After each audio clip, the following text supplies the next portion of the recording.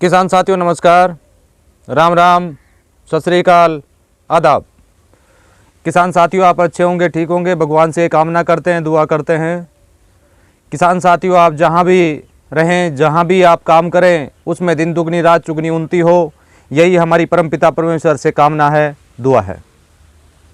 किसान साथियों हमने आज से पहले जैविक खेती के ऊपर किस तरह से हम काम करें, किन किन विषयों का हम ध्यान रखें, उन विषयों पर जो भी जानकारी हमारे बीच में थी वो आप लोगों के बीच में शेयर करने का हमने काम किया। उसमें जो भी जानकारी का अभाव आपके बीच में था, आपने फ़ोन कॉल के माध्यम से या व्हाट्सएप मैसेज के माध्यम से पता करने की कोशिश की और जितना जल्दी हो सके हमने आपको जवाब देने की प्रयास किया, कोशिश किया।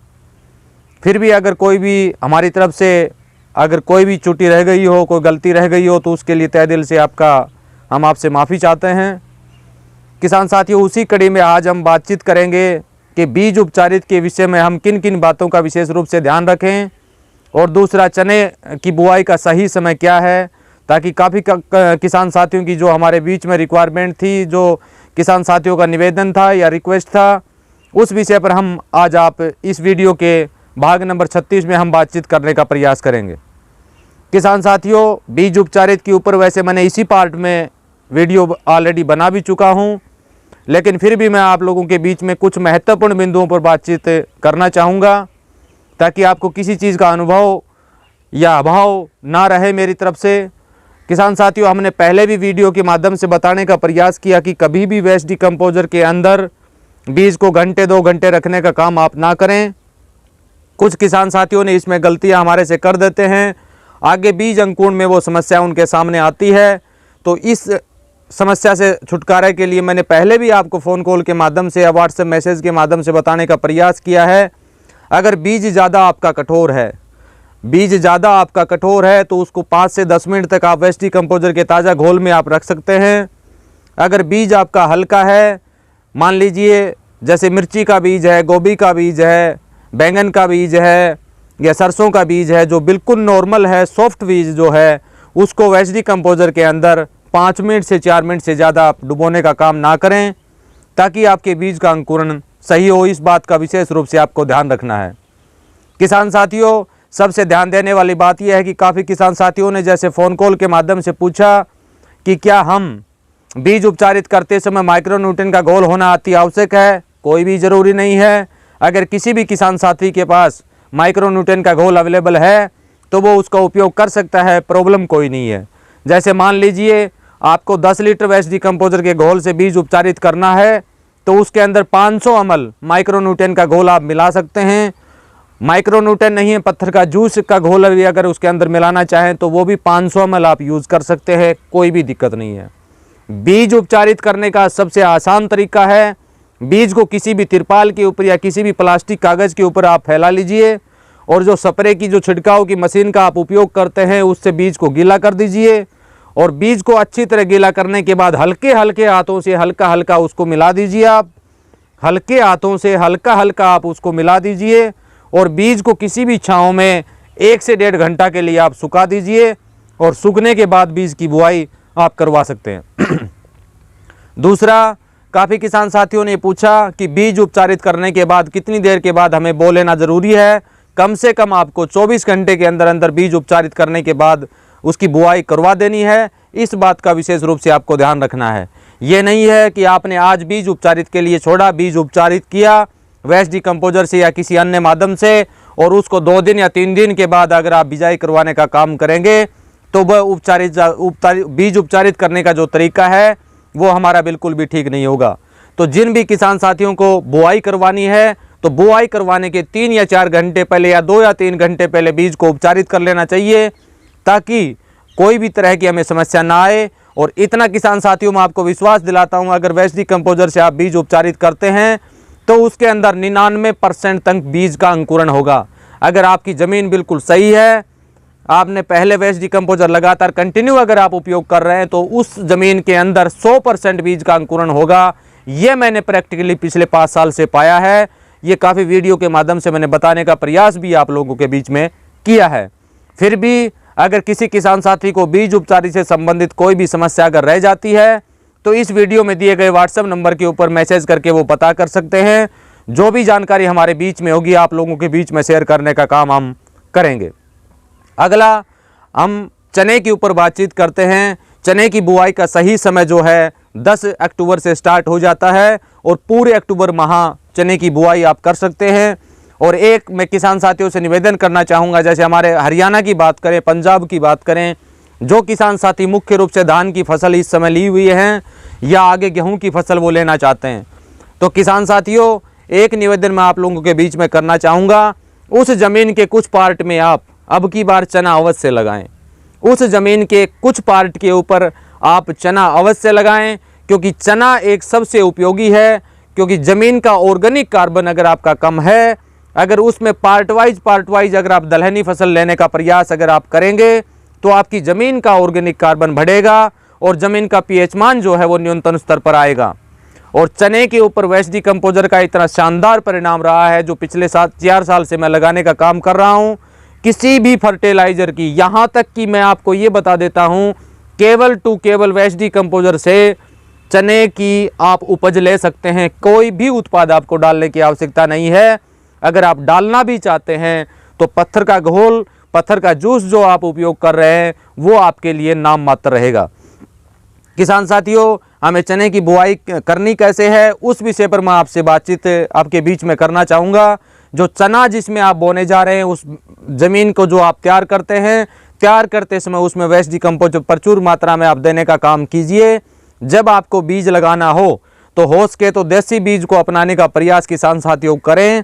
जो चीज़ आप दाल के लिए उपयोग करेंगे, जो बेसन के लिए उपयोग करेंगे, या कोई भी किसान साथी जो स्वरोजगार जो अपना करते हैं, जैसे दाल बेचने का काम करते हैं या बेसन बेचने का काम करते हैं, गेहूं का दलिया देने का काम करते हैं, गेहूं का आटा देने का काम करते हैं, तो वो किसान साथियों से मैं निवेदन करना चाहूँगा कि वो ईमानदारी से जैविक फार्मिंग करें, ईमानदारी से ऑर्गेनिक फार्मिंग करें। भगवान आपका सहयोग अवश्य करेगा, ये मैं दावा करता हूँ। किसान साथियों, चने की बुआई करने से पहले ज़मीन को अच्छी तरह आपको तैयार कर लेना है। और जो बीज आपके पास है, बीज को अच्छी तरह वेस्ट डिकम्पोजर में उपचारित करने के बाद, अच्छी तरह उसको सुखाने के बाद बीज की बुआई आप किसान साथियों करवा सकते हैं। बीज की बुआई 2 तरीके से आप कर सकते हैं। हाथ से अगर लगाना चाहें तो हाथ से भी आप लगा सकते हैं। अगर आप ट्रैक्टर की जो हमारा जो कल्टीवेटर जिसे हम बोलते हैं, मशीन जिसे बोलते हैं, उससे अगर उसकी बुआई करवाना चाहें तो भी किसान साथियों आप उससे बुआई करवा सकते हैं। वेस्ट डिकम्पोजर का चने की फसल के अंदर बहुत शानदार परिणाम है। क्योंकि किसान साथियों आप जानते हैं, चने की जो जड़ें होती हैं, चने की जड़ों के नीचे राइजोबियम की गांठें जो होती हैं वो हमारी ज़मीन के लिए और चने की फसल के लिए बहुत ही लाभदायक होती हैं, बहुत ही उपयोगी होती हैं। और जब उसमें आप वेस्ट डिकम्पोजर डालने का काम करेंगे तो किसी भी फर्टिलाइज़र को, कोई भी फर्टिलाइज़र आपको देने की आवश्यकता नहीं पड़ेगी। अगर वेस्ट डिकम्पोजर से उपचारित करके बीज लगाने का आप कोशिश करेंगे तो हर 100%, हर 100 दाना, एक दाने से लेकर 100 दाना बीज का अंकुरण होगा। और सबसे ज़्यादा जो चने में एक समस्या हमारे राजस्थान के कुछ फार्मरों को झेलने की पड़ा है, पीछे काफ़ी बार उन्होंने देखा है, जिन किसान साथियों ने बाज़ारों से बायो फर्टिलाइज़र का, ट्राइकोडर्मा, मेटाराइजियम, तरह तरह के उत्पाद लाके अपने खेत में डालने का काम किया, उस समस्या को अपने खेत में उन किसान साथियों ने बुलाने का काम किया जिन चीज़ की हमें अपनी ज़मीन में आवश्यकता कतई भी नहीं थी। तो किसान साथियों, कोई भी फर्टिलाइज़र आपको लेने की आवश्यकता नहीं है। अगर आप ईमानदारी से वेस्ट डिकम्पोजर का उपयोग अपने खेत में पानी के साथ, फोलियर स्प्रे में, बीज उपचारित में, और उसके द्वारा जो भी निर्मित हमारे बीच में जो घोल हैं, माइक्रोन्यूट्रिएंट, पत्थर का जूर, बकरी के मैन्यूर का घोल, जो भी घोल हमारे बीच में है, उनका नियमित रूप से आप उपयोग करते जाइए। किसान साथियों, एक साल में कितने से खराब से खराब ज़मीन हो, अगर कितनी भी खराब ज़मीन आपकी होगी तो वेस्ट डिकम्पोजर से मात्र 1 साल में वो सुधरने का काम उसमें होगा। फिर भी किसान साथियों, मैं इस वीडियो के माध्यम से आप लोगों को विश्वास दिलाना चाहता हूं कि जो भी ज़मीन खराब है, मैं उस किसान साथी से, वो किसान साथी मेरे से संपर्क कर सकता है।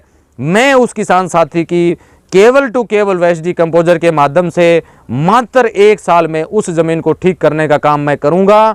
चाहे उस ज़मीन का ऑर्गेनिक कार्बन कितना भी ज़्यादा क्यों ना हो, चाहे उस ज़मीन का ऑर्गेनिक कार्बन कितना भी कम क्यों ना हो, चाहे कितना भी ज़्यादा उस ज़मीन का पीएच मान क्यों ना हो, कि चाहे वो ज़मीन कितनी भी क्षारीय हो, चाहे वो ज़मीन कितनी भी लवणीय हो, वेस्ट डिकम्पोजर से उस ज़मीन को मात्र कुछ साल में ठीक किया जा सकता है, जो रासायनिक में उसका कोई भी समाधान किसान साथियों हमारे पास नहीं है। तो किसान साथियों, चने के विषय में मैंने कुछ जो भी टिप्स थे आपके बीच में रखने का काम हमने किया। और आगे के लिए मैं एक चीज़ आपको बता देना चाहता हूं, जो जिन किसान साथियों ने आज तक अपने खेत में चने का उपयोग नहीं किया हो, उन किसान साथियों से निवेदन करूंगा कि वो कुछ मात्रा में चना अवश्य लगाएं। ये समझ के लगाएं कि आगे आने वाले समय में जो हमें बेसन की आवश्यकता पड़ेगी, जो चने की दाल की जो हमें आवश्यकता पड़ेगी, उसके लिए हम चना अवश्य लगाएं। ये मान लीजिए आप जैविक फार्मिंग करते हैं, तो जैविक फार्मिंग के लिए जो आप जीवामृत बनाते हैं, जो माइक्रोन्यूट्रिएंट आप बनाते हैं, हर एक में आपको बेसन की आवश्यकता होती है। उस लिहाज से आप चना अवश्य लगाने का प्रयास कीजिए। और किसान साथियों, विश्वास नहीं होगा आपको, वेस्ट डिकम्पोजर से लगाने का प्रयास कीजिए। कोई भी फर्टिलाइज़र की आपको आवश्यकता नहीं है। ये हमारा एक चैलेंज भी है, ये हमारा एक 4 साल का अनुभव भी है। तो किसान साथियों, आज को वीडियो को ज़्यादा लंबा मैं आपके बीच में नहीं करूँगा। अगला जो हमारा वीडियो होगा, पशुओं के ऊपर वेस्ट डिकम्पोजर का किस तरह से हम उपयोग करें, पशुओं के ऊपर वेस्ट डिकम्पोजर के क्या लाभ होंगे हमें, जिसको मैं पिछले 1.5 साल से अपने पशुओं को पिलाने का काम कर रहा हूं। और मैं ही नहीं, हमारे देश के काफ़ी ऐसे किसान, अग्रेसिव किसान, मेहनती किसान, कर्मठ किसान, जो लगातार कंटिन्यू पिछले 8-9 महीने से वेस्ट डिकम्पोजर को पशुओं को चारे के रूप में, फीड के रूप में कैसे भी देने का जो काम करते हैं, उस विषय पर हम इस वीडियो के अगले भाग में बातचीत करेंगे। अगला जो पार्ट हमारा बनेगा उसमें हम विस्तार से बातचीत करेंगे। और ICCR ने जो हमें क्या बताया है, वेस्ट डिकम्पोजर पशुओं को अगर हम पिलाते हैं तो क्या क्या बेनिफिट हमें होंगे, ICCR की रिपोर्ट के साथ हम अगले वीडियो में बातचीत करेंगे। और जो तरह तरह की गंद फैलाने का जो काम आज हमारे बीच में कर रहे हैं किसान साथी, उनसे बच के रहिए। अब वो समय आ चुका है कि हमें सुधरना होगा, हमें संभलना होगा। और वो कैसे भी संभलिए, अगर आप हमेशा के लिए फार्मिंग के साथ जुड़े रहना चाहते हैं, और हमारे युवा वर्ग हमारे बीच में फार्मिंग को लेके काफ़ी एक्टिव है, जो मैं पिछले कुछ समय से लगातार कंटिन्यू देख रहा हूं। अगर सही ईमानदारी से अगर फार्मिंग में कामयाबी अगर पानी है, तो किसान साथियों वेस्ट डिकम्पोजर को अवश्य पिलाएं। हमारी भूमि को, हमारे वायुमंडल को, हमारे स्वास्थ्य को, हमारे पशुओं के स्वास्थ्य को सुधारने का काम वेस्ट डिकम्पोजर के अलावा कोई भी उत्पाद ऐसा नहीं बना जो कर सके। लेकिन कुछ लोगों की नींदें जो हैं इस वेस्ट डिकम्पोजर के कारण बिल्कुल हराम हो चुकी हैं। उन लोगों ने अपना पूरा प्रयास करने की कोशिश जो कर रहे हैं लगातार पिछले कुछ दिनों से, पिछले कुछ महीनों से, पिछले कुछ सालों से, जिसके माननीय जो इसके रचयिता हैं, इसके जो निर्माता हैं, माननीय डॉक्टर श्रीमान किशन कुमार चंद्रा जी शिकार हो भी चुके हैं। वो जो कभी किसान साथी आप जानते भी होंगे। और एक मैं किसान साथियों से निवेदन करूंगा, जिन भी किसान साथियों को काले गेहूं का बीज और वेस्ट डिकम्पोजर की आवश्यकता है, तो वो किसान साथी प्लीज़ मेरे पास फ़ोन कॉल ना करें, व्हाट्सएप कॉल के माध्यम से ही कोशिश करें कि वो जो भी जानकारी लेना चाहें तो व्हाट्सएप कॉल के माध्यम से ही वो अपनी जानकारी साझा करने का प्रयास करें, ताकि मैं भी परेशान ना हो, आप भी परेशान ना हो। तो किसान साथियों, आज की वीडियो में इतना ही। आने वाले वीडियो के विषय में मैंने आपको बता दिया है, पशुओं से संबंधित वीडियो हम बनाने जा रहे हैं। पशुओं को वेस्ट डिकम्पोजर किस तरह से हम पिलाएं, किन बातों का हम ध्यान रखें, किस मात्रा में हमें दें, क्या लाभ हमें प्राप्त होंगे, इन सभी विषयों पर हम बातचीत किसान साथियों करेंगे।